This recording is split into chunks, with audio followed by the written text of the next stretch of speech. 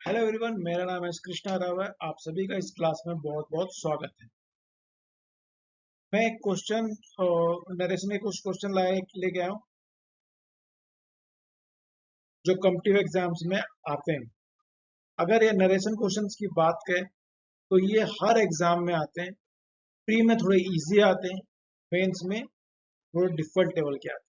या हम भी जो क्वेश्चन लेके आएंगे थोड़े एकदम बेसिक से नहीं है, थोड़े से ज़्यादा लेवल के हैं। तो स्टार्ट करते हैं एक इम्पोर्टेंट कॉन्सेप्ट। देखिए यहाँ पे क्वेश्चन नंबर 1। देखिए, नरेशन को बनाने के लिए जैसे हम नरेशन एक ऐसा चैप्टर जिसमें मैं मानता हूँ जिसको बनाने जो समझने के लिए बहुत दिमाग लगाना पड़ता है, और दिमाग के साथ एक स्मार्टनेस आपके पास जरूर होनी चाहिए जो सॉल्व करने के लिए, अन्यथा आपका टाइम बहुत वेस्ट हो जाएगा। तो मैं ट्राई करूंगा कि उस स्मार्टनेस को अपन सीखने की इसमें कोशिश करूँ। The boss said to his secretary, the boss said, did you discuss the matter with the manager.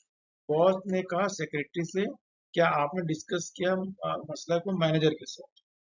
अब यहाँ पे देखिए क्वेश्चन इमीडिएटली देखेंगे, यहाँ पे एक इंट्रोगेटिव क्वेश्चन है ना। इंट्रोगेटिव लगा हुआ है। मैं बता दूं, जो नरेशन होता है डायरेक्ट स्पीच और इनडायरेक्ट स्पीच में होता है। जो इनडायरेक्ट में, अगर डायरेक्ट स्पीच इंट्रोगेटिव में है ना, तो इनडायरेक्ट स्पीच इंट्रोगेटिव में कभी भी नहीं है, याद रखिए। देखिए, आप देखिए किसी भी ऑप्शन में इंट्रोगेशन है, सिर्फ फुल स्टॉप लगा हुआ है यहाँ। और जब इंट्रोगेटिव रहता है, ये वाला रिपोर्टेड स्पीच, ये वाला हिस्सा, तो सेट टू की जगह लोग यहाँ पे आमतौर पे जो सकारात्मक वो रहते हैं उसमें लगता है टोल्ड, पर यहाँ पे सेट टू की जगह लगेगा आस्क्ड लगेगा। The boss said to asked his secretary. ठीक है, देखेंगे आप देखेंगे ये पूरे ऑप्शन में the boss asked his secretary लिखा होगा। ठीक है, यहाँ पे लिखा हुआ है वेदर, इफ, इफ, वेदर। ये कंजंक्शन का काम कर रहा है, और इंटरोगेटिव में इफ और वेदर का इस्तेमाल। और अब देखेंगे यहाँ पे देखेंगे रिपोर्ट स्पीच में डिड लगा हुआ है। जब डिड लिखा रहता है तो याद रखिएगा डिड कन्वर्ट होता है, सॉरी आपको बता दूं कि डिड कन्वर्ट होता है हैड में। डिड कन्वर्ट होता है हैड में। अब आप देखेंगे यहाँ पे किस जगह पे हैड लिखा हुआ है, एक जगह पे हैड है, और किसी भी जगह पे आप देखेंगे हैड मेंशन नहीं है। यहाँ पे लिखा हुआ हैज, ये वैसे ही घटना पास्ट की है तो हैज से कोई सेंस ही नहीं बनता है। यहाँ भी हैव लगा हुआ है, जब घटना पास्ट का है तो घटना हैव प्रेजेंट की नहीं, कोई पास्ट इंडेफिनिट नहीं होगा, क्योंकि ऑलरेडी पास्ट इंडेफिनिट डिड का जो उसका जो पास्ट इंडेफिनिट का जो इंट्रोगेटिव होता है तो वो डिड में लेते हैं, ये उसमें हो नहीं सकता। तो हमारे पास ऑप्शन बचता है डी। आई होप आपको समझ में आया। थोड़ा सा ये जो उनका बेसिक क्लियर है वो समझ पाएंगे जो उन्होंने पढ़ा है। थोड़ा सा न्यू कॉमर्स को थोड़ा दिक्कत होगा तो समझ। Question number 2। She said, she said may you leave now. She said, आप भगवान करे आप आपकी उम्र लंबी हो सके, कहने का मतलब होता है। ठीक है, सी सेड मतलब उसने प्रार्थना की। तो आप देखेंगे सी प्रेड, सी प्रेड, सी प्रेज, सी विश्ड, सी प्रेड। अब यहाँ पे लिखा हुआ है यू। जब यू लिखा रहता है किसी निर्भर करना पड़ता है आपको ऑब्जेक्ट पे। ऑब्जेक्ट तो यहाँ पे है नहीं, वैसे यहाँ पे इसमें कन्वर्ट होगा। तो अपन यहाँ पे पहले एलिमिनेट कर लेते हैं। ये 100% ये सब पास्ट ही होना चाहिए। प्रेस नहीं होगा, विश नहीं होगा। ठीक है, अब में बचा हमारे पास पहला और, ठीक है, विश में तो इच्छा जाहिर करना होता है, इसलिए मैं उसको काट दिया क्योंकि यहाँ पे उसको आशीर्वाद दे रहा है, आपके लिए विश कर रहा है। तो यहाँ 2 और 3 को मैं काट दिया, हमारे पास बचा 1 और 4। सी प्रेड, सी प्रेड हो सकता है, दैट इस्तेमाल हुआ, यहाँ भी दैट इस्तेमाल हुआ। I might live longer, I might live, my life में बी लॉन्गर। देखिए यहाँ पे ये मे तो कभी भी नहीं हो सकता। अगर ये मे है ना तो इसका इनडायरेक्ट हमेशा माइट में ही होना चाहिए और में कभी नहीं हो। तो बचा क्या हमारे पास आंसर में ये, इसको अपन मार्क करेंगे और आगे बढ़ते हैं। He said, "Oh, enough to chop."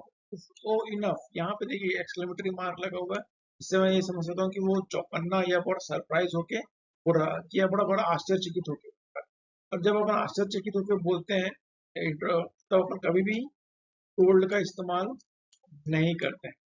चिल्ला उस पे नहीं रहा है, इसका मतलब चिल्लाना नहीं होता है। इंट्रो का एक्सक्लेमेटरी मार्क है चिल्लाना, इसका मतलब बिल्कुल। तो बचा क्या हमारे पास, he exclaimed, he exclaimed with disgust।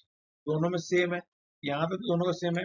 यहाँ लगा हुआ दैट, यहाँ पे लगा इफ, कंजंक्शन के रूप देखेंगे।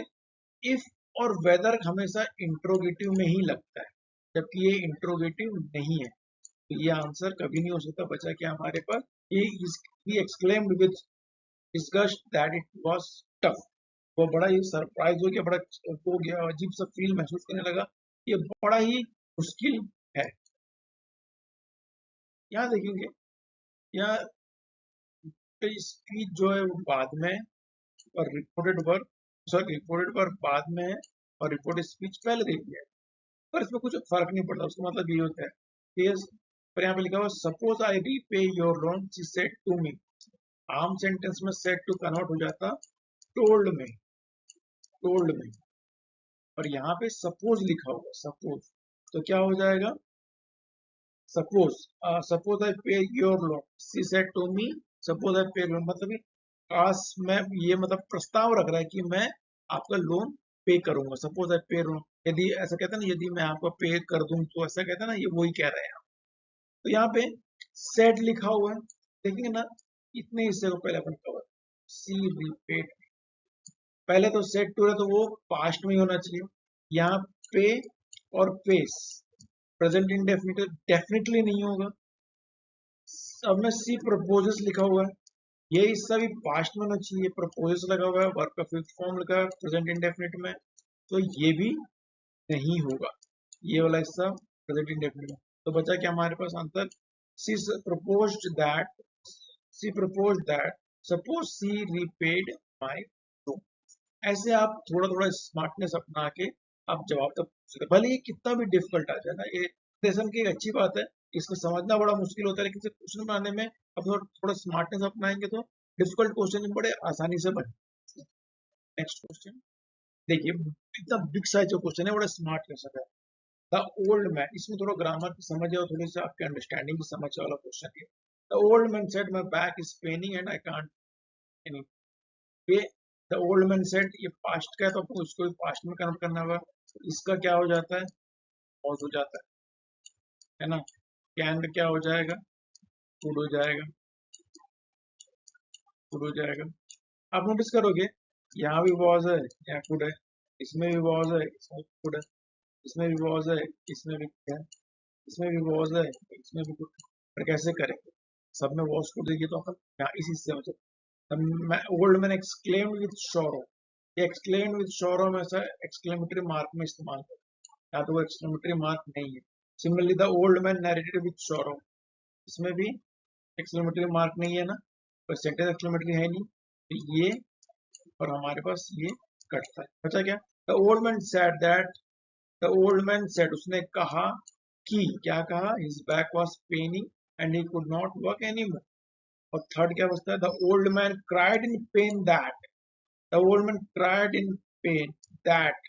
ये जो सेंटेंस है, ये कंजंक्शन, यहाँ पे दैट सेट ही नहीं हो, ठीक है।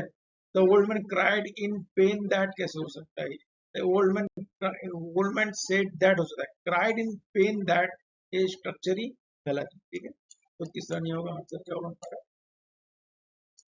आई होप आपको एक क्वेश्चन के स्टैंड अच्छे लगे होंगे और आपको समझ में भी आ रहा होगा, आई एम श्योर। अगर आपको क्लास अच्छी लग रही है तो प्लीज लाइक शेयर सब्सक्राइब कर दीजिए। कमेंट भी कर सकते हैं, आपको चाहिए, आपको किस प्रकार के टॉपिक चाहिए, तो समझने के लिए आपको कमेंट भी करना पड़ेगा, ताकि मेरे को पता चले कि आप क्या, what you are actually looking, ठीक है। Thank you so much for watching, मिलते हैं, थैंक्स।